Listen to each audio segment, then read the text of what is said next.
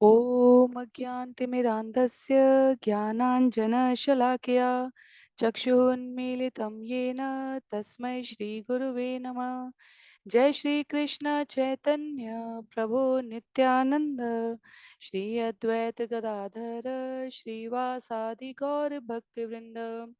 हरे कृष्णा कृष्णा कृष्णा हरे हरे, हरे राम राम राम हरे हरे। हरे कृष्णा कृष्णा कृष्णा हरे हरे, हरे राम राम राम हरे हरे। हरे कृष्णा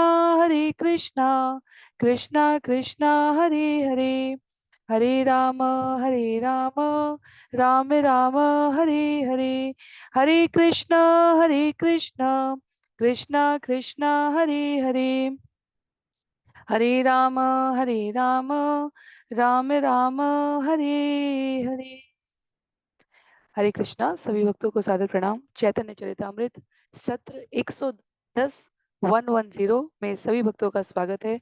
हम सभी यहाँ पर कृष्णदास कविराज गोस्वामी द्वारा लिखित एवं भक्ति वेदांता स्वामी श्रील प्रभुपाद द्वारा तात्पर्य सहित विवेचित चैतन्य चरितामृत पुस्तक को श्रवण करें, जिसमें मध्य लीला अध्याय 19 भाग 4 जो संभवतः इस अध्याय का अंतिम सत्र है, आज के लिए हम सभी श्रवण करने का प्रयास करेंगे। इस अध्याय में चैतन्य महाप्रभु रूप गोस्वामी जी से वार्ता कर रहे हैं। भक्ति, भक्त और भगवान की चर्चा करते हुए रूप गोस्वामी जी के माध्यम से जो भविष्य में अनेकानेक सरलतम पुस्तकों को प्रस्तुत करेंगे सामान्य जीवों के आध्यात्मिक विकास के लिए, उनकी आध्यात्मिक यात्रा को एक प्रकार से आरंभ करके नियमित बनाए रखने के लिए कौन से सूत्र, कौन सी नियमावली, नीति नियामक निर्देश, सिद्धांत आवश्यक है, उनकी प्रस्तुति करने के लिए वह रूप गोस्वामी यहाँ प्रयागराज के तट पर चैतन्य महाप्रभु से शिक्षा प्राप्त कर रहे हैं। छंद संख्या 158 से आज के सत्र में आरंभ करते हुए, किंतु यदि लतार संगे उठे उपशाखा भुक्ति मुक्ति वांछा यत अशक्तार लेखा। कभी कभी भक्ति लता के साथ भौतिक भोग की इच्छाएं तथा भौतिक जगत से मुक्ति की लालसा की अवांछित लताएं भी बढ़ने लगती हैं। ऐसी अवांछित लताओं की किस्में असंख्य हैं। यहाँ पर चर्चा चल रही है भक्ति लता वृक्ष की। बीज के रूप में आरंभ करने के लिए भगवान के नाम को जब हम अपने जीवन में सतत साधने का उपक्रम करते हैं, तब चैतन्य महाप्रभु कहते हैं कि इस जगत में रहते हुए जीव इस भौतिक जगत के आवरणों को पार करता हुआ ब्रह्मलोक से परे सभी प्रकार की परब्रह्म ज्योति लोकालोक विरजा नदी के उस पार का जो आध्यात्मिक जगत है, वहां श्रेष्ठतम गोलोक धाम तक भगवान से अपना संबंध स्थापित कर लेता है। श्रीमद् भागवतम स्कंद 5 में हमने विभिन्न लोकों का उपक्रम श्रवण किया है। उसका संदर्भ देते हुए पिछले सत्र में हमने इस अध्याय में श्रवण किया। चैतन्य महाप्रभु बतलाते हैं कि जीव के नियमित साधना में इतना सामर्थ्य है कि वह इस जगत में रहते हुए भी इस जगत के भवसागर में, द्वंद्व में, दुख और त्रास में अपने आप को किसी भी प्रकार विचलित नहीं होने दे, क्योंकि भगवान अपने भक्त की रक्षा स्वयं करते हैं। और यहाँ रहते हुए जीव अपने को शुद्ध बुद्ध बनाने का अभ्यास करके इस जीवन की समाप्ति के उपरांत पुनः इस जगत में कष्ट भोगने के लिए न आए, इस प्रकार का आयोजन सुनिश्चित कर चुका होता है। पर हमें सतर्क कर रहे हैं यहाँ इस पंक्ति के द्वारा, ये बताते हुए कि जब हम अपनी नियमित साधना आरंभ करते हैं, तब हमारे जीवन में क्या होता है, तब साथ साथ अवांछित लताएं भी बढ़ने लगती हैं। जिस प्रकार हमने लौकी के बेल को देखा है कि या धान के खेत में, चने के खेत में जो अवांछित, जब हम बीज रोपण करते हैं तो उसके साथ अवांछित घास की किस्में भी आने लगती हैं। यदि उनको समय पर न हटाया जाए तो वह जो प्रमुख पौधा है उसके लिए आवश्यक तत्वों को स्वयं संचित कर लेती हैं और खुद बढ़ने लगती हैं। तो आचार्य कह रहे हैं यहाँ पर, जब हम भक्ति लता बीज को भी विकसित होकर वृक्ष बनाकर आगे विस्तारित करने का अपने जीवन में प्रयास कर रहे होते हैं, तब अनेकों प्रकार की अवांछित इच्छाएं, अर्थात कहीं हरिनाम जब से हमारे जीवन में इस जगत में भौतिक सुख भोगने की इच्छा, भौतिक पद प्राप्त करने की इच्छा, भौतिक यश इकट्ठा करने की इच्छा, वो तो कितने बड़े दानी हैं, कितने बड़े तपस्वी हैं, कितने बड़े अ, साधक है, और रिद्धि सिद्धि इकट्ठी करने की इच्छाएं, ये सब आने लग जाती हैं। उस संदर्भ में यहाँ पर चैतन्य महाप्रभु सजग कर रहे हैं कि हमें इन अवांछित लताओं के प्रति भी बहुत सतर्क रहना है। भौतिक जगत से मुक्ति की लालसा की अवांछित लताएं बढ़ने लगती हैं, और ऐसी अवांछित लताओं की किस्में असंख्य हैं। तो जो हमने यहाँ कुछ एक उदाहरण लिए उसको आगे बतलाएंगे। निषिद्धाचार कुटी नाटी जीव हिंसन लाभ पूजा प्रतिष्ठा दी यत उपशाखागण कह रहे हैं भक्ति लता के साथ बढ़ने वाली कुछ अवांछित लताएं क्या हैं? सिद्धि प्राप्त करने के प्रयास में लोगों के लिए निषिद्ध आचरण, कूटनीति, जीव हिंसा, सांसारिक लाभ, संसारी पूजा तथा प्रतिष्ठा, ये सभी अवांछित लताएं हैं। भक्त साधक अपने आप को ऐसी किसी भी प्रकार की भौतिक इच्छा, काम, कामना, मनोरथ, लिप्सा, वांछा, स्पृहा, इन सब से दूर रखने का प्रयत्न करता है।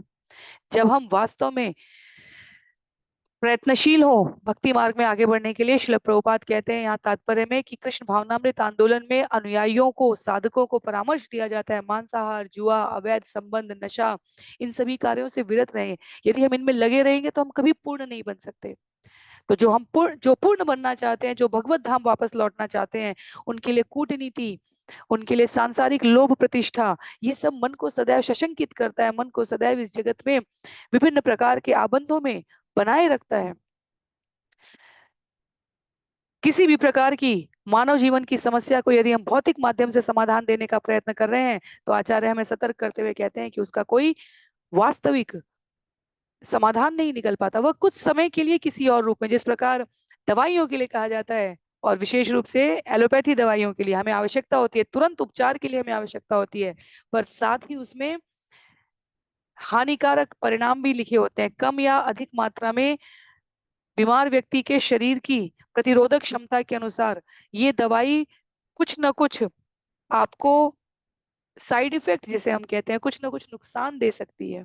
उसी प्रकार से सतर्क रहने के लिए कहा जा रहा है कि भक्ति के इस क्रम के अभ्यास में ये अवांछित इच्छाएं हमें कुछ ना कुछ नकारात्मक परिणाम दे सकती हैं। इसलिए कहा जा रहा है शुद्ध भक्त भक्ति लता और भौतिक लता में अंतर कर सके, इसके लिए उसे प्रतिदिन श्रवण करना आवश्यक है, उसे मार्गदर्शन आवश्यक है, और ऐसा करने के लिए उसे सदैव सतर्क रहना आवश्यक है। आगे बतलाते हैं, सेक जल पाया उप शाखा बाड़ी या स्तब्ध हैया मूल शाखा बाड़ी तेना पाय। यदि भक्ति लता तथा अन्य लताओं में ठीक से भेद नहीं किया जाता तो जल सींचने की प्रक्रिया का दुरुपयोग हो जाता है, क्योंकि भक्ति लता बढ़ नहीं पाती जबकि अन्य लताएं हरी भरी होती जाती हैं। तो यदि हम भक्ति के साथ साथ अन्य सभी उपक्रमों में भी लगे रहें तो क्या होता जाएगा कि हमें लग तो रहा होगा कि हमारी भक्ति चल रही है, पर साथ साथ अन्य लताएं भी वह पोषण प्राप्त कर रही हैं, वह संसाधनों का दुरुपयोग कर रही हैं, और जीव अपने इस क्रम में यदि सतर्क नहीं है तो वो सभी लताएं भी बढ़ती चली जाती हैं। अबोध जीवों को धोखा देने की प्रवृत्ति, साधु महात्माओं के संग या किसी समाज में सस्ता यश प्राप्त करने के लिए अपने को अवांछित तरीके से प्रस्तुत करने का विचार, भौतिक यश कमाने की मानसिक वृत्ति बहुत कठिन है। हमें लगता है ये सब शब्द सुनने में आसान है, पर हर क्षण भौतिक आसक्ति हमें किसी न किसी रूप में, कभी अपने को अन्यों से श्रेष्ठ दिखने के क्रम में, कभी अन्यों से अधिक सुखी दिखने के क्रम में, कभी अन्यों के से अधिक सत्कार सम्मान पाने के क्रम में हमें सदैव भ्रमित करती रहती है। इसलिए अत्यधिक सतर्कता, आचार्य पुनः पुनः तृणादपि शुनि चेना, सबसे अपने आप सबको अपने से श्रेष्ठतर समझकर आध्यात्मिक जगत में हमें प्रयत्न करते रहना चाहिए कि हम अपने समस्त साधनों का, सुविधाओं का उपयोग अपनी मूल वृत्ति को जानने के लिए, अपने आप को इस आध्यात्मिक यात्रा में अग्रसरित करने के लिए प्रयोग करें। कहते हैं प्रथमे उपशाखा कर यशेदन तबे मूल शाखा बाड़ी आय वृंदावन। जैसे ही कोई बुद्धिमान भक्त मूल लता के पास अवांछित लता को बढ़ते देखे, उसे लता को तुरंत काट देना चाहिए, तब भक्ति लता रूपी असली लता ठीक से बढ़ती है और वह भगवत धाम लौटकर श्री कृष्ण के चरण कमलों में आश्रय पाती है। श्रील प्रभुपाद कहते हैं यहाँ तात्पर्य में कि यदि कोई अवांछित लता के फेर में पड़ जाता है तो वो भगवत धाम नहीं जा सकता वापस। वो ऐसे भौतिक जगत के कार्यों में लग जाता है जिनका शुद्ध भक्ति से कोई संबंध नहीं होता, और फिर वो स्वर्ग ही क्यों ना प्राप्त कर ले, वह इस ब्रह्मांड में, इस भौतिक जगत में रहने के कारण तीन प्रकार के भौतिकता भोगता ही रहेगा। प्रेम फल पाकी पड़े माली आस्वादय, लता अवलंबी माली कल्प वृक्ष पाय। जब भक्ति का फल पक कर नीचे गिर जाता है तब माली उस फल को चखता है। इस तरह वह लता का लाभ उठाकर गोलोक वृंदावन में कृष्ण के चरण कमल रूपी कल्प वृक्ष तक पहुंच जाता है। ताहा से ही कल्प वृक्ष कर ये सेवन, सुखे प्रेम फल रस करे आस्वादन। वहां पर भक्त भगवान के कल्प वृक्ष तुल्य चरण कमलों की सेवा करता है। वह बड़े ही आनंद पूर्वक प्रेम रूपी फल का आस्वादन करता है और शाश्वत रूप से अपने आप को सुखी बनाता है। तो जब जीव अपने आप को इस क्रम में, इस जगत में स्थिर कर लेता है तब उसको कोई भी मानसिक द्वंद, आध्यात्मिक, आधिदैविक एंड और आधि भौतिक, ये तीनों किसी भी प्रकार प्रभावित नहीं कर रहे होते हैं। कहते हैं छंद संख्या 164 में, तो अब जो विषय आरंभ होने जा रहा है यहाँ से, अभी तक तो कैसे अपने आप को हम इस जगत में अभ्यास करते हुए, ये समझते हुए कि भौतिक शब्द अर्थात शरीर से जुड़ा हुआ जो कुछ भी है यहाँ पर वह यहीं रह जाने वाला है। इसका अर्थ ये नहीं है कि हमें निष्क्रिय होकर रहने के लिए कहा जा रहा है, इसका अर्थ ये भी नहीं है कि हम उदासीन रहे, इसका अर्थ ये नहीं कहा जा रहा है कि हम सतर्क व्यवहारिक जीवन ना जिए। संबंधों को, संबंधियों को, अपने उत्तरदायित्वों को, कार्यों को हमें संपादित करना है, पर उसमें हमारी आसक्ति किस स्तर की है। हम उसे उत्तरदायित्व समझ कर करें, अधिकार समझ कर न करें। हम उसे भगवान की प्रसन्नता समझ कर उस कार्य को करें, हम उसे अपने सुख भोग की कामना के साथ ना करें। ये आध्यात्म, इस पद्धति की बात कर रहे हैं श्रील प्रभुपाद यहाँ पर तात्पर्य में स्पष्ट करते हुए कृष्णदास कविराज गोस्वामी के इन वचनों को। और जब जीव इस प्रकार सतर्क होकर स्थिर कर चुका है तो छंद संख्या 164 से अब गोलोक वृंदावन का दर्शन कराते हुए बतलाते हैं, एत परम फल परम पुरुषार्थ, यार आगे तृण तुल्य चारी पुरुषार्थ। गोलोक वृंदावन में भक्ति रूपी फल का आस्वादन ही जीवन की परम सिद्धि है। इस सिद्धि के आगे चार प्रकार की भौतिक सिद्धियां धर्म अर्थ काम तथा मोक्ष तृण के समान है, तिनके के समान है। तो अणिमा लगिमा प्राप्ति इत्यादि जो योगियों की सिद्धियां यहाँ यश प्राप्ति का माध्यम होती हैं, प्रभावित करने के लिए होती हैं, कहते हैं ये सब नगण्य है। मोक्ष पाना तक नगण्य है जब जीव ब्रह्म ज्योति में मिल जा रहा है। यहाँ गोलोक की बात हो रही है जब जीव अपनी भक्ति लता वृक्ष के माध्यम से ब्रह्म ज्योति के पार पहुंच जा रहा है। छंद संख्या 165 में कहते हैं,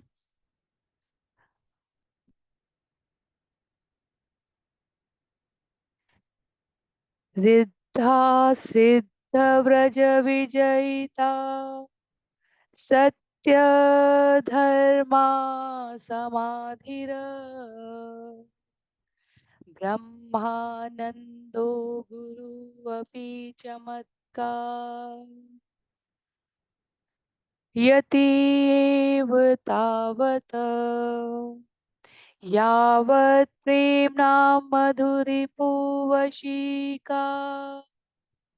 सिद्ध औषधीना गंधोप्यंतः करण सरणी, पांथताम न प्रयाति। जब तक कृष्ण के उस शुद्ध प्रेम की रंच मात्र भी सुगंध नहीं होती जो हृदय के भीतर कृष्ण को वश में लाने की पूर्ण औषधि है, तब तक भौतिक सिद्धियां, ब्राह्मण की पूर्णता, सत्य, क्षमा, तितिक्षा इत्यादि, योगियों की समाधि तथा ब्रह्मानंद, ये सभी मनुष्य को अद्भुत लगते हैं। अर्थात जब तक हम आम के बगीचे में खड़े होकर विभिन्न किस्मों के सिद्धांतिक लक्षणों को श्रवण कर रहे हैं तब तक हमें लगेगा वाह, 3000 प्रकार के आम की किस्में अकेले भारत में पाई जाती हैं, पूरे विश्व में इससे अधिक हैं। तो इतने प्रकार और शुद्ध शाब्दिक चर्चा शब्दों में, तब तक हमें ये अद्भुत लगेगा। पर जब हमने आस्वादन करने के लिए अपने आप को प्रस्तुत किया है तब अन्य सभी प्रकार की चर्चाएं, गल्प ग्राम में कथाओं में हमारी कोई रुचि नहीं रह जाती है। भक्ति समस्त ब्रह्मांड के नियंता पूर्ण पुरुषोत्तम भगवान को वश में कर सकती है। भगवान मदन मोहन कहा गया, जो पूरे ब्रह्मांड को मोहित कर सके वो मदन है, कामदेव है। भगवान मदन मोहन कहे गए हैं, अनेक अनेक कामदेवों को मोहित करने वाले। और श्रीमती राधा रानी मदन मोहन मोहिनी कही गई है। क्यों? क्योंकि वह अपने भीतर परम वैष्णवी भगवान के शुद्ध प्रेम को हृदय में साध कर सदैव उनकी प्रसन्नता के लिए कार्य कर रही है। तो वो भगवान को वश में कर लेती है, भक्ति भगवान को वश में कर लेती है। श्रील प्रभुपाद यहाँ दूसरा उदाहरण देते हैं माता यशोदा का। मैया यशोदा की भक्ति इतनी उन्नत थी कि कृष्ण ने उनकी शरीर के वश में रहना स्वीकार कर लिया। जब मनुष्य भक्ति में रुचि दिखाने लग जाता है, तब भक्ति की महानता और उसका प्रभुत्व इतना विशद है कि वह भगवान को भी, इस जगत के नियंता को भी वश में कर सकता है। कर्मी ज्ञानियों और योगियों की सिद्धियां केवल तभी तक आकर्षक लग सकती हैं जब तक जीवन में भक्ति नहीं है। तो शुद्ध भक्ति की अद्भुत महिमा यहाँ पर बताई गई। और भक्ति क्या है? भगवान का सतत चिंतन, नाम रूप गुण लीलाएं दिव्य नित्य हैं, क्योंकि भगवान सच्चिदानंद पूर्ण नित्य हैं।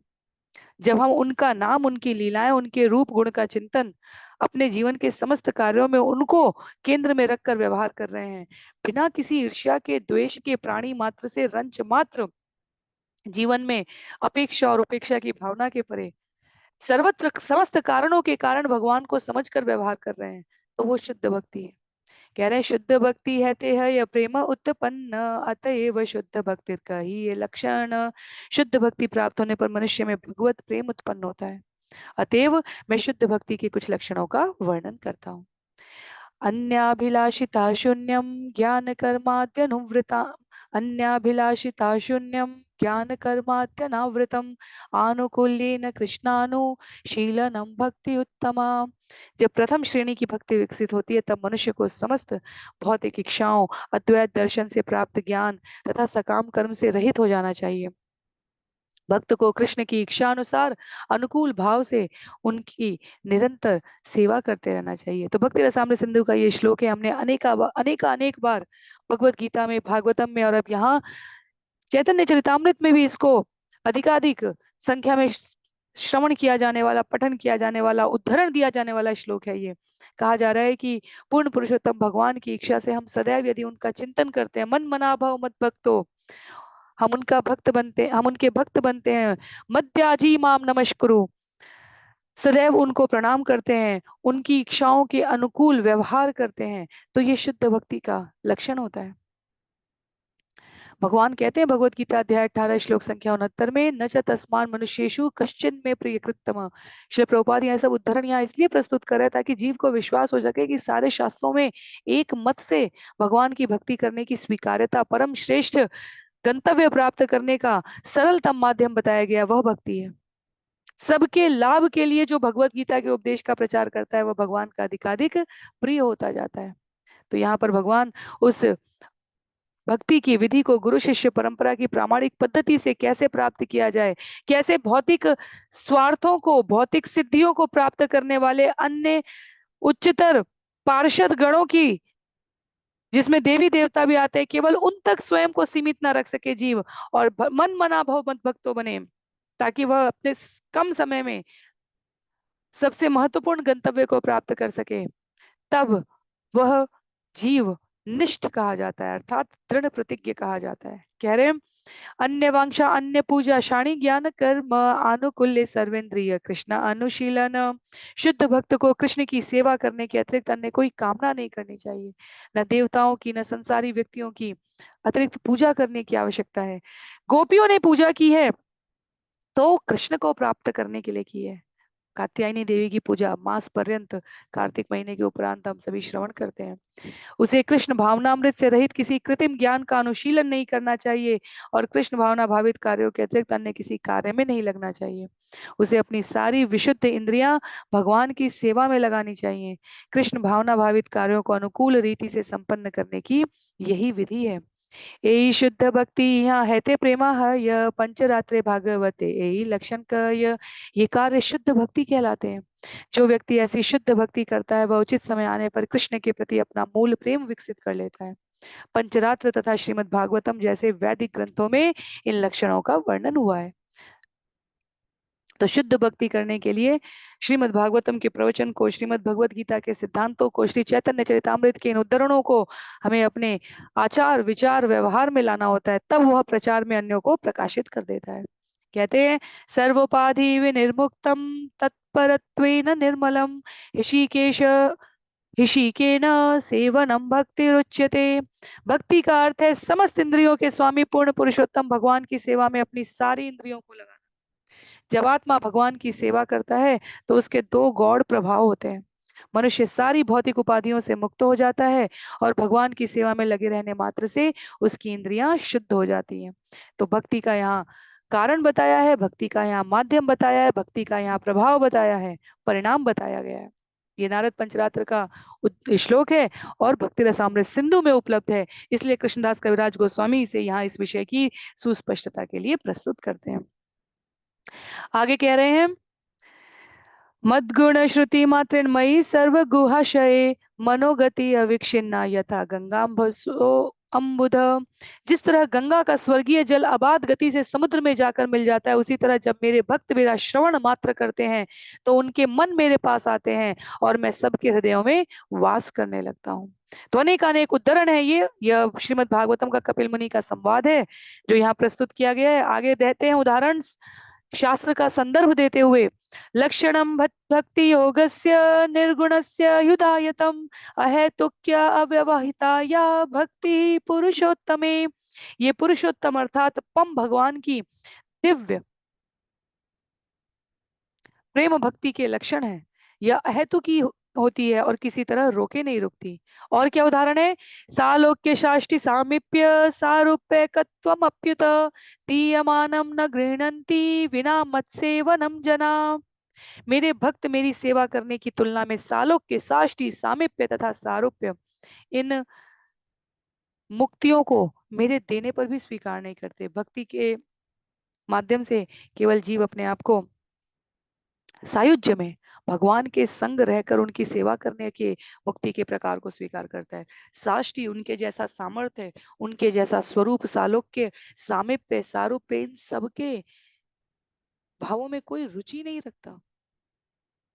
देखा जाए तो एक से एक भक्तों के उदाहरण है, सबका यही कहना है। सुदामा को गरीबी से इस जगत में सभी प्रकार के अन्यतम, जहां तक हम सोच सकते हैं, यहाँ तक कि भगवान को उपहार देने के लिए भी पड़ोसी से उधार लेना पड़ा था। और समस्त सामर्थ्य स्वयं माता लक्ष्मी की कृपा के उपरांत भी सुदामा के जीवन चरित्र में कोई परिवर्तन नहीं आया। अगर उदाहरणों में हमें इन प्रकार के उदाहरणों को श्रवण करते हैं तो हमें इन पर मनन करना चाहिए। शास्त्र सभी तरह के उदाहरण से बने। अत्यधिक धनवान से अत्यधिक भौतिक दृष्टि से गरीब दीनहीन होने की कथा भी हमने श्रवण की। अत्यधिक गरीब दीनहीन होने से अत्यधिक भौतिक समृद्धता की कथा भी हमने श्रवण की। भक्त इन दोनों द्वंद्वों से अपने आप को परे रखने का प्रयास करता है और ये केवल तभी संभव है जब जीवन में इतनी दृढ़ भक्ति आ जाए।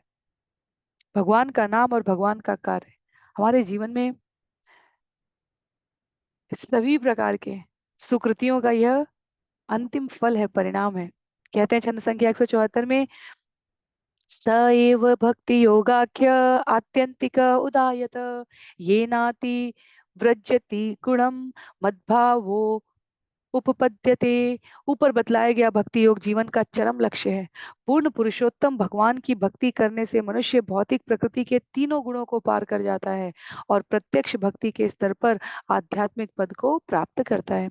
भुक्ति मुक्ति आदि वांछा यदि मने हय साधन करिले प्रेम उत्पन्न न हय। यदि कोई भौतिक भोग या भौतिक मुक्ति की कामना से पीड़ित है तो वह शुद्ध प्रेम भक्ति के स्तर तक उठ नहीं सकता, भले ही वह साधारण विधि विधानों के अनुसार ऊपरी तौर पर भक्ति क्यों ना कर रहा हो। तो यह जो पंक्ति है यहाँ पर कि शुद्ध भक्ति के स्तर तक ऊपर उठ नहीं सकता, इसका समाधान क्या है? इसका एकमात्र समाधान बताया जाता है कि हमें और अधिक सतर्कता पूर्वक भक्ति करनी है।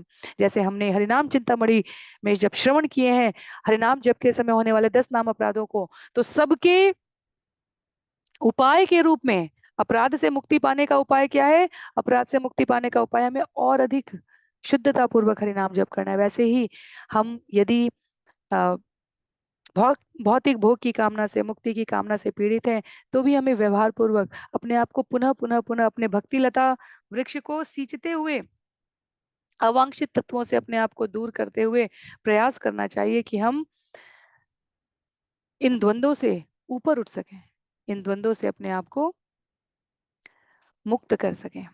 आगे कहते हैं, भुक्ति मुक्ति स्पृहा यावत् पिशाची हृदि वर्तते तावत् भक्ति सुखस्यात्र कथम अभ्युदयो भवेत्। भौतिक जगत को भोगने की इच्छा तथा भौतिक बंधन से मुक्त होने की इच्छा, ये दो पिशाचिनियां हैं जो भूत प्रेतों की तरह मंडराती रहती हैं। जब तक ये पिशाचिनियां हृदय में रहती हैं तब तक भला दिव्य आनंद का अनुभव कैसे हो सकता है? जब तक ये दोनों डायने हृदय में रहती हैं तब तक भक्ति का दिव्य आनंद अनुभव करने की कोई संभावना नहीं है। तो दोनों साथ साथ हैं, दोनों हमारे लिए अवांछित हैं। जगत को भोगना और बंधन से मुक्त होना, ये दोनों हमें अपने आप निर्णित करने की आवश्यकता नहीं है। कहते हैं आगे, साधन भक्ति है तेर हय रति र उदय रति गाढ़ प्रहले तार प्रेम नामक य। नियमित भक्ति करते रहने से मनुष्य क्रमशः पूर्ण पुरुषोत्तम भगवान के प्रति अनुरक्त होता है, और जब यह अनुरक्ति प्रगाढ़ हो जाती है तब इसे ही भगवत प्रेम कहा गया है।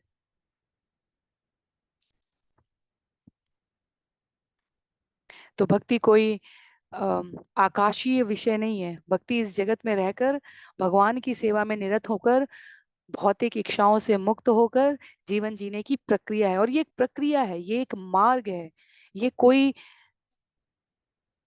एक बार जीवन में हमने कर लिया, अब हमें आगे करने की आवश्यकता नहीं है। ये जीवन का स्वभाव है, और इस स्वभाव से जुड़े रहने पर जीव के भीतर भगवत प्रेम प्रगाढ़ हो जाता है। और ये अनुरक्ति जब इतनी दृढ़ हो जाए कि अब इसके अतिरिक्त और कुछ प्रिय न लगे, तब उसे भगवत प्रेम कहा गया है।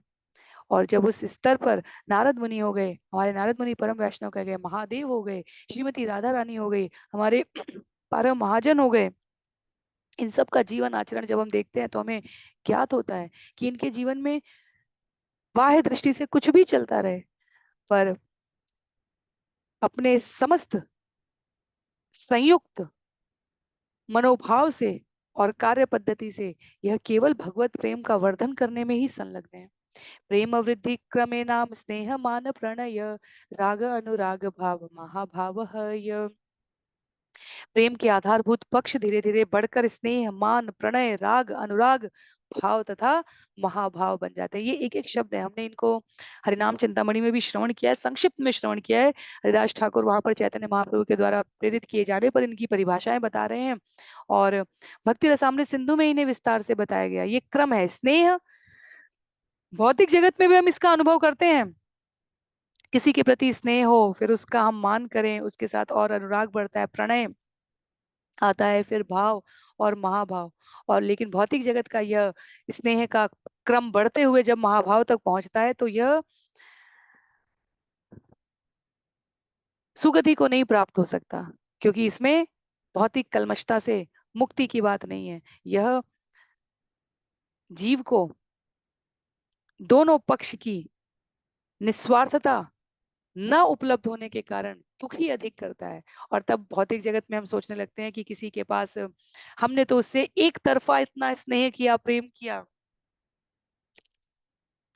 पर यह हमें वापस में क्यों नहीं प्राप्त हुआ? क्योंकि हमारी ये अपेक्षा और उपेक्षा ही सभी प्रकार के कष्टों का कारक हो जाती है। यचे बीज इछु रस गुण खंड सार शर्करा सिता मिश्री उत्तम मिश्री आर। कहते हैं, प्रेम के क्रमिक विकास की तुलना चीनी की विभिन्न अवस्थाओं से की जा सकती है। पहले गन्ने का बीज, फिर गन्ना, तब गन्ने का रस होता है। जब इस रस को उबाला जाता है तो प्रवाही शीरा बनता है, जो ठोस बनकर गुड़, फिर चीनी, फिर मिश्री, फिर कठोर मिश्री तथा फिर चूसने की मिश्री प्रदान करता है। इतना क्रम कृष्णदास कविराज गोस्वामी साहित्यिक तरीके से प्रस्तुत करने का प्रयास कर रहे हैं। कहाँ से आरंभ करते हुए? स्नेह से। तो तुलना करके देखते हैं यहाँ पर, अगर एक एक शब्द मिश्रित होता हो।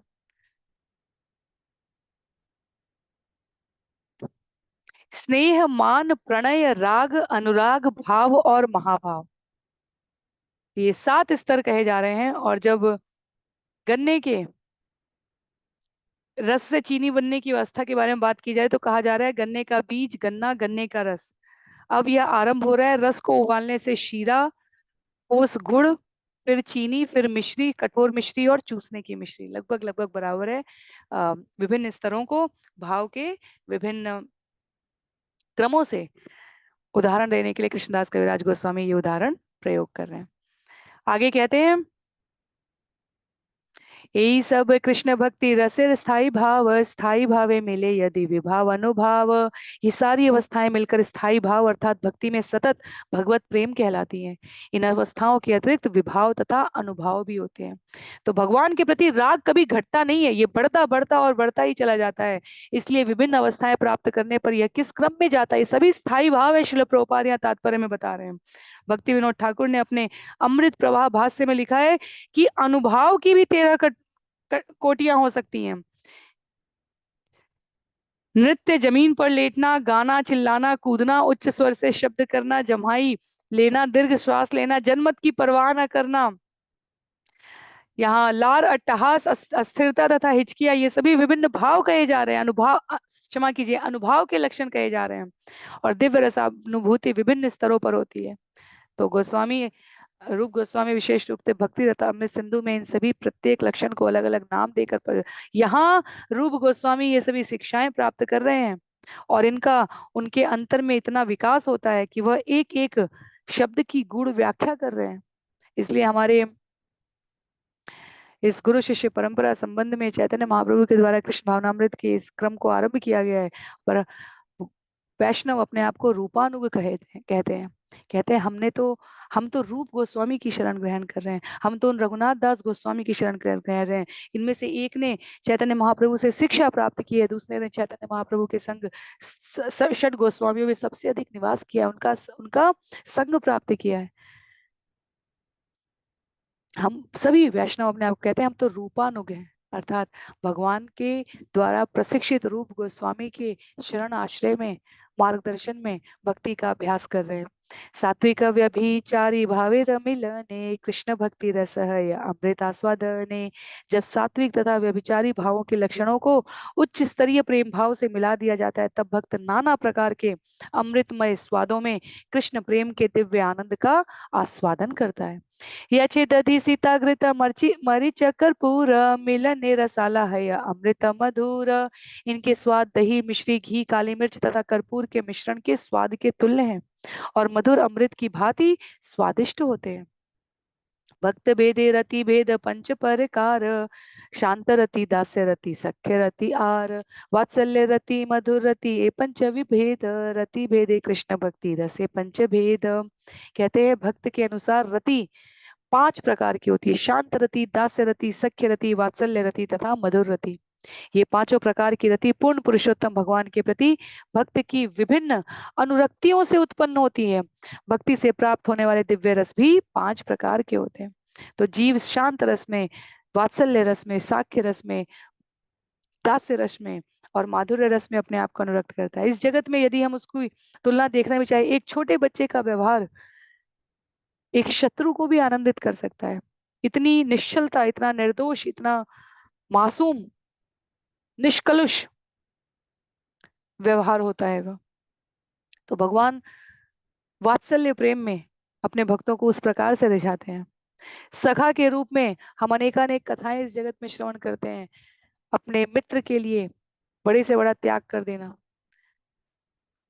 इन सभी प्रकार के उदाहरणों का मूल जो है वो जीव के भीतर ये स्वाभाविक प्रवृत्ति है कि वो भगवान के साथ संबंध स्थापित करता है इन रसों के माध्यम से। और जब तक उसे इसका परिचय नहीं प्राप्त होता, वो चेतना जागृत नहीं होती। चेतना तो है पर वह सुप्त है, जब तक वो जागृत नहीं होती तब तक जीव इस जगत में इन संबंधों को, इन रसों को ढूंढ रहा होता है। कह रहे हैं यहाँ पर कृष्णदास कविराज गोस्वामी, हमने पहले भी इनको श्रवण किया है पूर्ववर्ती सत्रों में। शांत दास सख्य वात्सल्य मधुर रस नाम, कृष्ण भक्ति रस मध्य ए पंच प्रधान। भगवान के साथ अनुभव किए जाने वाले प्रमुख रस 5 हैं: शांत, दास्य, सख्य, वात्सल्य तथा मधुर। हास्यो अद्भुतस्तथा वीर, करुणो रौद्र इत्यपि भयानक स बीभत्स इति गौडश्च सप्तधा।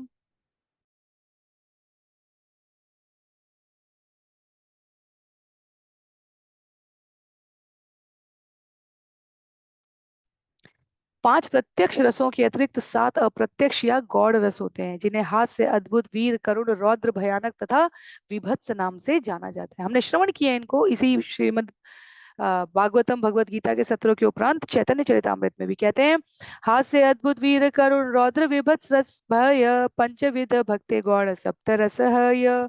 5 प्रत्यक्ष रसों के अतिरिक्त ये 7 अप्रत्यक्ष रस है, जिन्हें हास्य, अद्भुत, वीर, करुण करुण, रौद्र, विभत्स तथा भयानक कहा जाता है। हमने राक्षसों के व्यवहार को, आचरण को देखा। हमने शिशुपाल, दंतवक्र, रावण, कंस, दुर्योधन, इन सब के व्यवहार को देखा। कहीं यह रौद्र में, कभी विभत्स में, कभी भयानक में, कभी करुण में, ये सभी रस दृष्टिगोचर होते हैं। जिस भी भाव से जीव भगवान का स्मरण कर रहा है वो रस कहे गए हैं। पर भक्तों के लिए 5 प्रमुख रस शांत, शांत, साख्य, दास्य, वात्सल्य और माधुर्य कहे गए हैं। और अप्रत्यक्ष रस जो हम यहाँ पर वीर, क्रोध, रौद्र, विभत्स श्रवण कर रहे हैं, इसमें हम देखते हैं कि अन्य मनोवृत्तियों के लोग लग जाते हैं। पंचरस स्थाई व्यापी रहे भक्त मने, सप्त गौण आतंक आगंतुक पाई के कारणे। भक्ति के ये 5 प्रत्यक्ष दिव्य रस भक्त के हृदय में स्थायी रूप से स्थिर रहते हैं, जबकि 7 गौड़ भाव किन्हीं विशेष परिस्थितियों में सहसा प्रकट हुए और अधिक प्रबल से प्रतीत हो सकते हैं। तो जय और विजय जब राक्षस बनकर आते हैं, हिरण्याक्ष और हिरण्यकशिपु बनकर आते हैं, जब वह रावण और कुंभकर्ण बन के आते हैं, शिशुपाल और दंतवक्र बन के आते हैं, तब वो अलग प्रकार से प्रस्तुत हो रहे हैं। शांत भाव नव योगेंद्र सन्निकादि आर, दास्य भाव भक्त सर्वत्र सेवक अपार। यहाँ आप उदाहरण दे रहे हैं, चैतन्य महाप्रभु कहते हैं शांत भाव के उदाहरणों में नव योगेंद्र तथा 4 कुमार आते हैं। दास्य भक्ति के भक्तों के असंख्य उदाहरण है, क्योंकि ऐसे भक्त सर्वत्र हैं। तो ये हमने नव योगेंद्रों को हमने श्रवण किया श्रीमद् भागवतम के अंतिम स्कंदों में, जहाँ पर कवि, हवि, अंतरिक्ष, प्रबुद्ध, पिप्पलायन, आर्यहोत्र, द्रविण, चमस तथा करभाजन बताए गए हैं। 4 कुमार हमारे सनक, सनंदन, सनातन, सनत कुमार बताए गए हैं। और दास भक्तों में रत्तक, चित्रक, पत्रक, ये अनेक अनेक प्रकार बताए गए हैं। द्वारका में दारुक, भौतिक जगत में भगवान की लीलाओं में हनुमान जैसे दास बताए गए। सख्य भक्त श्री दामादि पूरे भीमार्जुन, वात्सल्य भक्त माता पिता यत गुरुजन। वृंदावन में सख्य भक्तों में श्री दामा, सुदामा, द्वारका में भीम और अर्जुन, वृंदावन में वात्सल्य प्रेमी भक्त माता यशोदा, पिता नंद महाराज, द्वारका में भगवान के माता पिता वसुदेव, देवकी और अन्य गुरुजन भी वात्सल्य प्रेमी भक्त बताए गए। तो सखा और वात्सल्य का उदाहरण है। आगे कहते हैं, मधुर रसे भक्त मुख्य व्रजे गोपी गण, महिषी गण, लक्ष्मी गण, असंख्य गणन। माधुर्य प्रेम में प्रमुख भक्त हैं वृंदावन की गोपियां, द्वारका की पटरानियां, वैकुंठ की लक्ष्मियां। इन भक्तों की संख्या भी अनंत है। कोई केवल व्रज की गोपियों की कथाओं को द्वापर युग से श्रवण करके कलयुग में उसका दुरुपयोग करे, उसको ये जानना आवश्यक है कि भगवान के माधुर्य रस में रत भक्तों की संख्या भी अनंत है। जो एक गोपियों के उदाहरण के साथ ये कह सके कि हम इस जगत में एक से ज्यादा स्त्री का भोग कर सकते हैं, या स्त्री कह सके कि उसके लिए पति के साथ रहते हुए अन्य किसी का संग करना उचित है, उनको जानना चाहिए कि यदि वो उदाहरण लेना चाहते हैं तो उन्हें कृष्ण के चरित्र का पूरा उदाहरण लेना चाहिए। आधे अधूरे उदाहरण से तो वो अपनी स्वार्थपरता प्रस्तुत करते हैं। यदि वो कहें कि जो भगवान करते हैं वो हम कर सकते हैं, तो उन्हें अपने श्वास पर नियंत्रण करने आना चाहिए, उन्हें अपनी झिपकती पलकों को रोकने आना चाहिए, उन्हें कृष्ण की तरह 3 दिन के दिवसों में, मासों में शरीर रूप से दिखने वाले कृष्ण ऐसे ऐसे योद्धाओं को, ऐसे ऐसे राक्षसों को नष्ट कर चुके हैं, जिनका मृत प्राय शरीर, पूतना का शरीर जब गिरता है तो 12 मील के क्षेत्र, वर्ग क्षेत्र के सारे पेड़ गिर जाते हैं।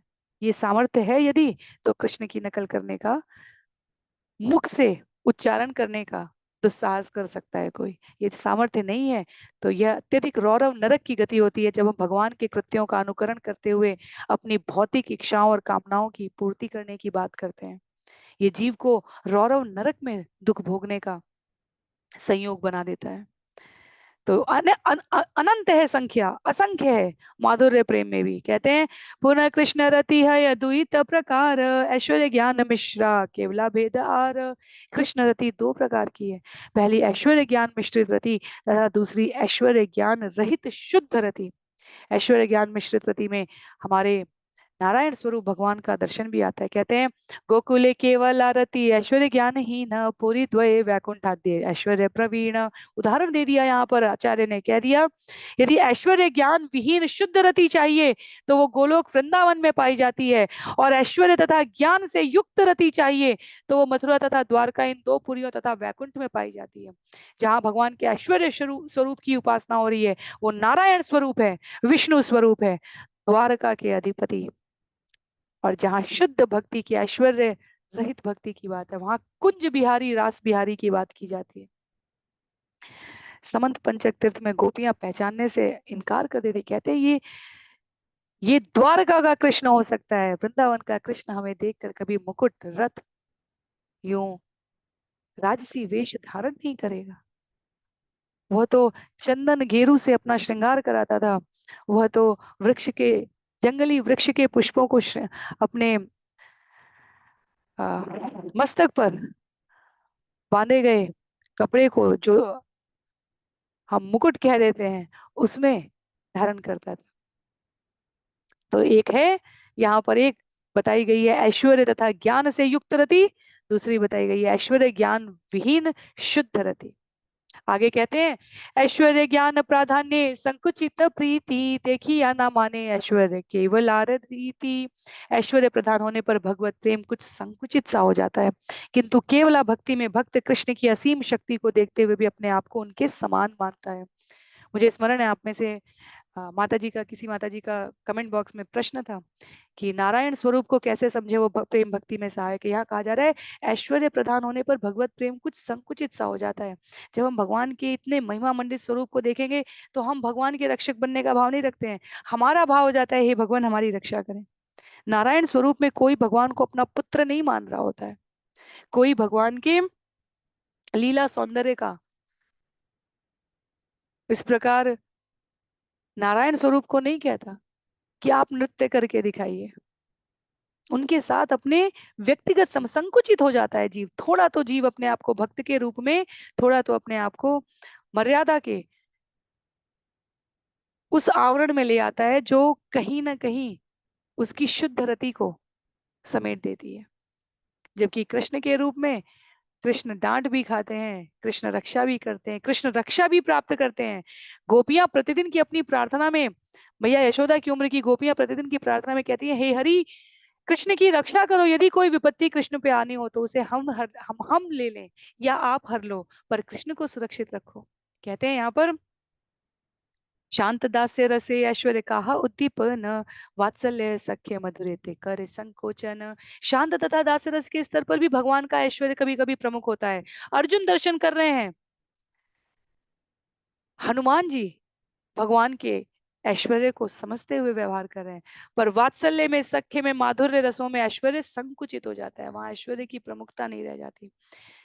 और सबसे बड़ा उदाहरण, इसीलिए साख्य, शांत और दास्य में ऐश्वर्य की प्रमुखता रह सकती है, वात्सल्य और माधुर्य में बिल्कुल नहीं रह सकती है, पर जो साख्य है वो दोनों के बीच में आ जाता है। तो यहाँ हम प्रधान रसों की बात कर रहे हैं और उसमें भी साख्य थोड़ा बीच बीच में रहता है। जब तक अर्जुन को भगवान ने भगवत गीता नहीं सुनाई है, इसी श्रीमद भागवतम में, महाभारत में, भगवत गीता में हमें पता चलेगा भगवान सारथी हैं, और युद्ध के कोलाहल में भगवान किस ओर रथ चलाना है इसका संकेत अर्जुन से प्राप्त करते हैं। अर्जुन को पैर से अगर बाएं तरफ रथ ले जाना है तो बाएं तरफ भगवान को कमर में नॉक नॉक ठोकना होता है, इस प्रकार पैर से स्पर्श करना होता है। दाईं ओर ले जाना हो तो दाईं ओर करना होता है। हमारे लिए कल्पना करना भी मुश्किल है। इसलिए अर्जुन जब अध्याय संख्या 2 श्लोक संख्या 7 में कहते हैं मैं आपको गुरु रूप में स्वीकार करता हूँ, और जब विराट रूप देखते हैं उस क्षण तो कहते हैं कि अब वो ऐश्वर्य आया वहां पर, तो साक्ष्य रस थोड़ा संकुचित हो गया, थोड़ी अ, ऐश्वर्य की अधिकता दिखने लगी, तो अर्जुन सहज व्यवहार नहीं कर पा रहे थे। तो ये अंतर आ जाता है। इसलिए इन भावों के अनेक स्तर हैं, अनेक उपस्तर हैं। आचार्य इस भक्ति रसामृत सिंधु में इसकी चर्चा करते हैं, कह रहे हैं कि शांत और दास्य के स्तर पर भगवान का ऐश्वर्य दिख सकता है, वात्सल्य सख्य और माधुर्य में ये ऐश्वर्य संकुचित हो जाता है। वसुदेव देव की कृष्ण चरण वंदिल ऐश्वर्य ज्ञाने दुहार मने भय हल। जब कृष्ण ने अपने माता पिता वसुदेव देवकी के चरण कमलों की वंदना की, तो दोनों के मन में उनके ऐश्वर्य के ज्ञान के कारण भय तथा आदर उत्पन्न हुआ। नारायण स्वरूप में, विष्णु स्वरूप में, चतुर्भुज भगवान के दर्शन में भय और आदर उत्पन्न होता है। देवकी वसुदेवश्च विज्ञाय जगदीश्वरो कृत संवंदनो पुत्रो सश्वजातेन संकितो। जब देवकी तथा वसुदेव ने यह समझ लिया कि उन्हें प्रणाम करने वाले उनके दोनों पुत्र कृष्ण तथा बलराम पूर्ण पुरुषोत्तम भगवान हैं, तो वे भयभीत हो उठे और उन्होंने उनका आलिंगन नहीं किया। तो भगवान जब चतुर्भुज रूप में आते हैं, तब देवकी और वसुदेव उस समय भी पुत्र के रूप में अनुभव नहीं कर पाते। मैया मैया बताती है कि इस चतुर्भुज रूप में तो मैं आपको पुत्र स्नेह से आप्लावित नहीं अनुभूत कर पा रही हूँ, कृपया।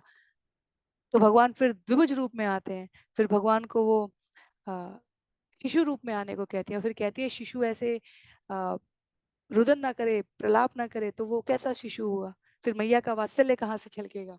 तो फिर वो भगवान क्रंदन करते हैं, और जब भगवान क्रंदन करते हैं उस क्षण सबको, तब वो कहा जाता है कि भगवान श्री कृष्ण प्रकट हुए हैं। इसी प्रकार से देवकी और वसुदेव के लिए आता है कि जब उन्होंने देखा कि अरे ये तो कंस को मार दिए और भगवान को बंधन मुक्त कर दिए, तो वो नमस्कार करते हैं। वहां पर कृष्ण और बलराम को अ, ऐसा दिव्य व्यक्तित्व समझकर उन्हें आलिंगन करने में संकोच हो रहा था, तो वात्सल्य प्रेम में बाधा उत्पन्न हुई। उस वक्तव्य को यहाँ पर कहा जा रहा है कि यदि ये ऐश्वर्य भाव आ जाता है, तो भक्ति किंचित संकुचित हो जाती है, ये रस उतने प्रस्फुटित भाव में उदित नहीं हो पाते।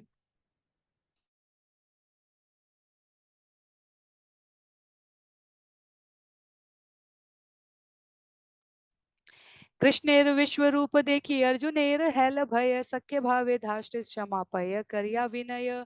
जब कृष्ण ने अपना विराट रूप दिखलाया, तो अर्जुन भयभीत हो रहा और उसने मित्र रूप में कृष्ण के प्रति दिखलाई गई तुच्छता के लिए उनसे क्षमा मांगी। यही अभी हमने श्रवण किया। आगे कहते हैं, ये श्रीमद् भगवद गीता अध्याय 11 के सुंदर श्लोक क्या कहते हैं। सखेति मत्वा प्रसभम यदुक्तम, हे कृष्ण हे यादव हे सखेति, अजानता मयि मानं तवेदं, मया प्रमादात् प्रणयेन वापि यच्चावहासा यच्चावहासार्थं सत्कृतोऽसि विहारशय्या सनभोजनेषु, एकोऽथवाप्यच्युत तत्समक्षं तत्क्षामये त्वामहमं प्रमेयम्। कहते हैं, मैंने आपकी महिमा न जानने के कारण और आपको मित्र समझकर हे कृष्ण हे यादव हे मित्र कहकर संबोधित किया है। मैंने पागलपन या प्रेम में जो कुछ किया है, कृपा करके उसे के लिए मुझे क्षमा कर दें।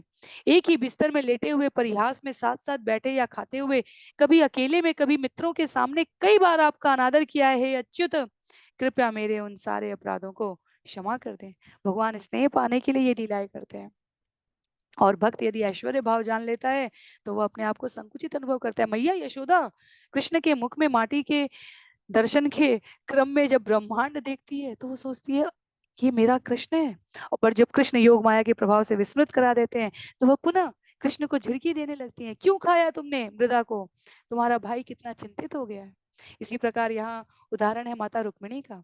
कृष्ण यदि रुक्मिणी रे कहला परिहास, कृष्ण शाणी बेर जाने रुक्मिणी है त्रास। यद्यपि कृष्ण महारानी रुक्मिणी से परिहास कर रहे थे, किंतु वे सोच रही थी कि कृष्ण उनका साथ छोड़ने वाले हैं, जिससे उन्हें भय होने लगा।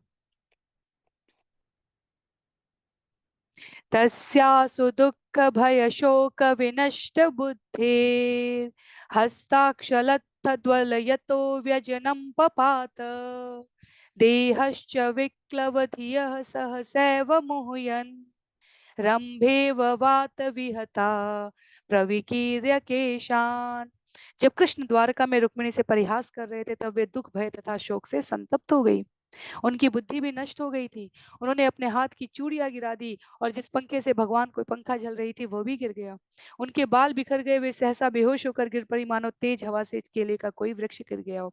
पूरा अध्याय हमने भागवतम में श्रवण किया इस पर, जहाँ कृष्ण कहते हैं एक दिन परिहास करने के क्रम में कि तुम तो बड़े बड़े राजे महाराजे तुमसे विवाह करना चाहते थे, द्वार पर सेना खड़ी हुई थी, कहा मुझ ग्वाले को तुम ढूंढ ले आई जिसके पास तो अपना कहने के लिए राज्य भी नहीं था, जिसको रणछोड़ कहा जाता है, जो बाहरी स्वरूप में आकर्षण में अन्यों जितना आकर्षक नहीं भी लग सकता है। और वो तो परिहास में कर रहे थे माता रुक्मिणी से, पर माता रुक्मिणी तो भयभीत हो गई कि क्या कृष्ण मुझे छोड़कर जाने की बात कर रहे हैं। कृष्ण परिहास में ये कह रहे थे कि मैं तुम्हारा प्रेमी बनने के योग्य नहीं हूँ। श्रील प्रभुपाद लिखते हैं यहाँ पर, रुक्मिणी समझ नहीं पाई कि वे परिहास कर रहे हैं। उन्हें लगा कि कृष्ण उनका परित्याग करने की भूमिका बना रही हैं, और केवल इतने मात्र से वह भय से संकुचित होकर अचेत हो गई।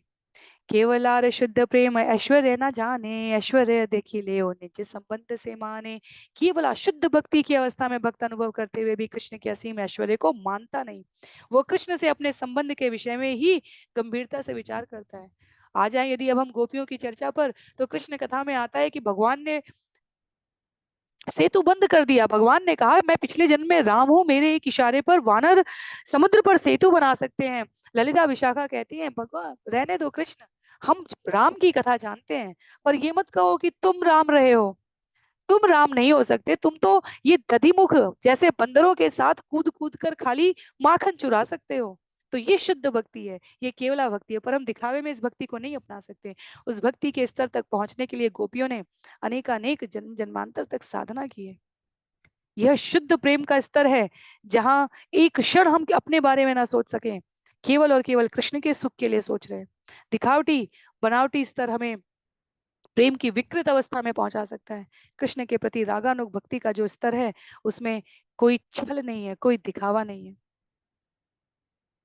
छंद संख्या 204 में अब उसके वाला भक्ति के चित्रण को प्रस्तुत करेंगे कृष्णदास कविराज गोस्वामी चैतन्य महाप्रभु के शब्द, जो रूप गोस्वामी जी के समक्ष उद्धृत किए जा रहे हैं, उनको लाते हुए कह रहे हैं, त्रय्याचोपनिषद्भिश्च सांख्य योगश्च सात्वते उपगीयमान महात्म्यम हरि सामान्यतात्मजम। एक बार और इसको वाचन करने का प्रयास करते हैं। त्रय्याचोपनिषद्भिश्च सांख्य योगश्च सात्वते उपगीयमान माहात्म्यम हरिम सामान्यतात्मजम।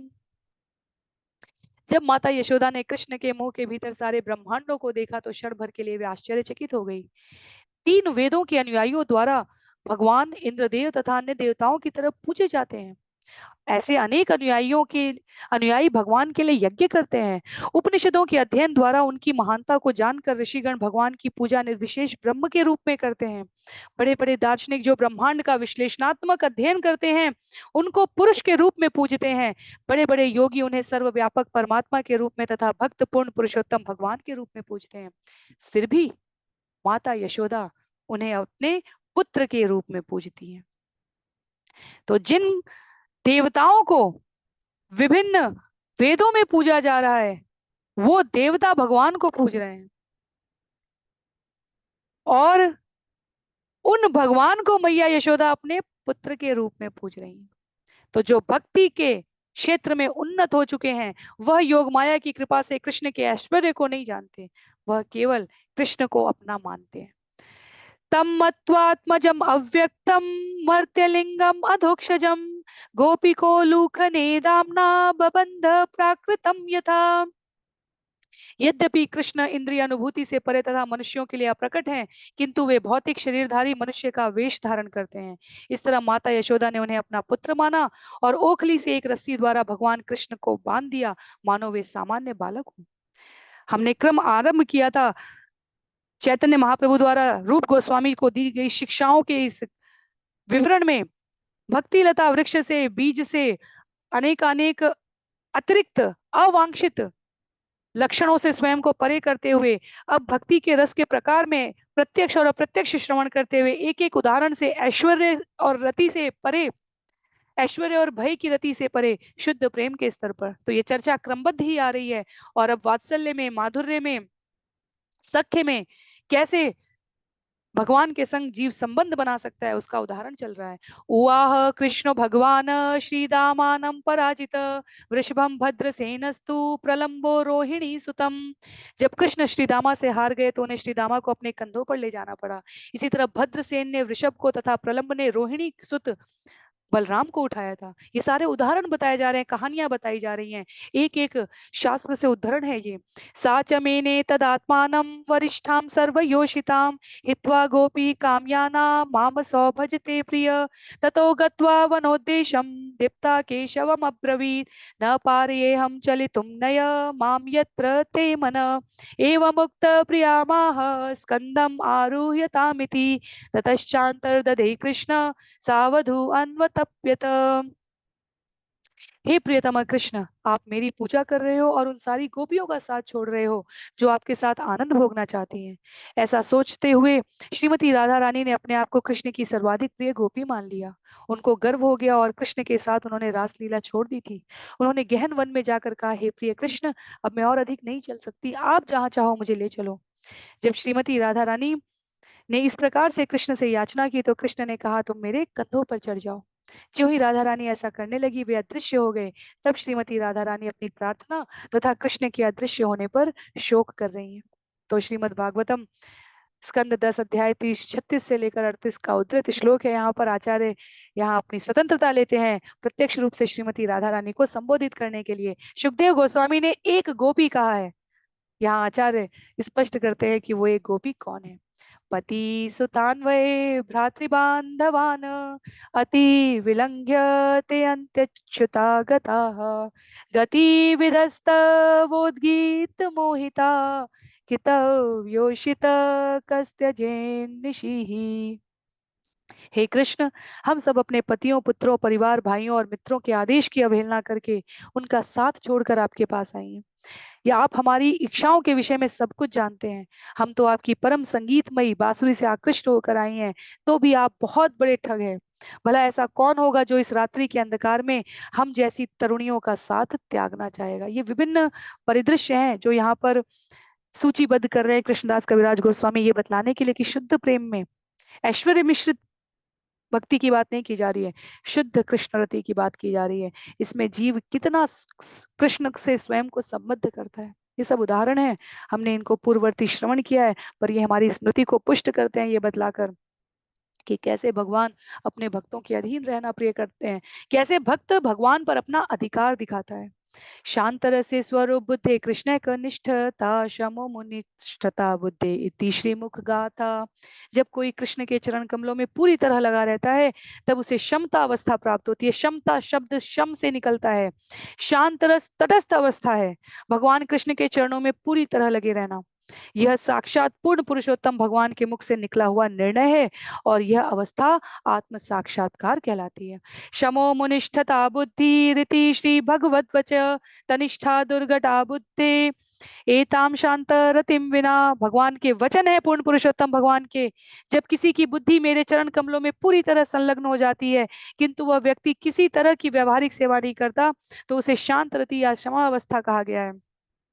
शांत रति के बिना कृष्ण के प्रति अनुरक्ति प्राप्त कर पाना अत्यधिक कठिन है। सनत कुमार सदैव अपनी बुद्धि को भगवान के प्रति स्थिर करते हैं।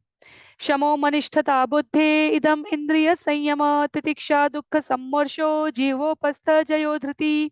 कहते हैं क्षमा या शांत रस शब्द इसका सूचक है कि मनुष्य कृष्ण के चरण कमलों के प्रति अनुरक्त है। दम का अर्थ है इंद्रियों को वश में रखना और भगवान की सेवा से तनिक भी विचलित नहीं होना। दुख का सहना तितिक्षा है और धृति का अर्थ है जीव तथा उपस्थ जननेंद्रियों को वश में कर लेना।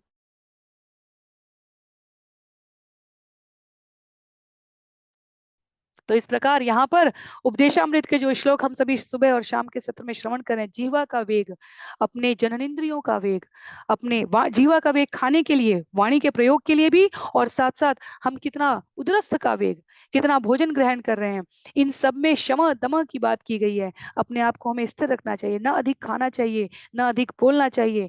वास्तव में आचार्य कहते हैं इंद्रियों का कोई भी सुख अधिक ना कम। और यह कैसे निर्णित होता है? जब हम कृष्ण के चरण कमलों पर अनुरक्त हो चुके होते हैं, तब हम अपने आप को एकमात्र भगवान की प्रसन्नता के लिए व्यवहार करते हैं, तो जीवन में सब कुछ संयमित लगने लग जाता है।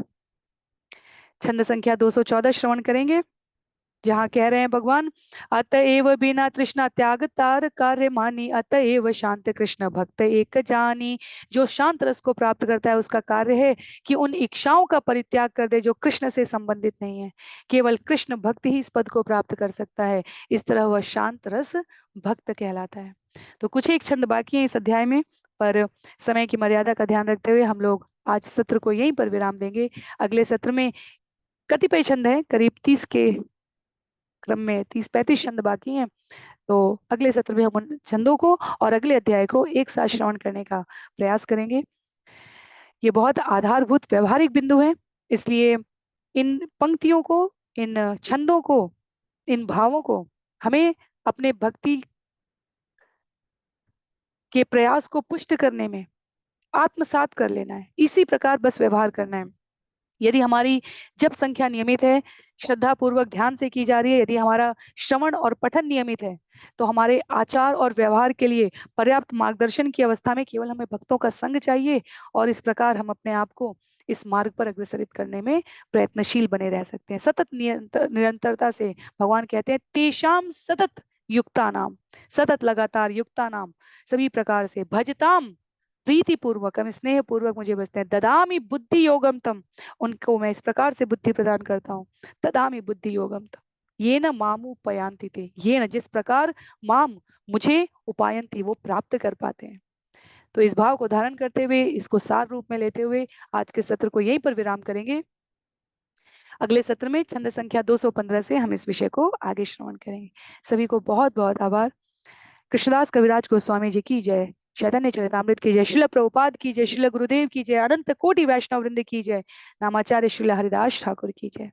हरे कृष्ण।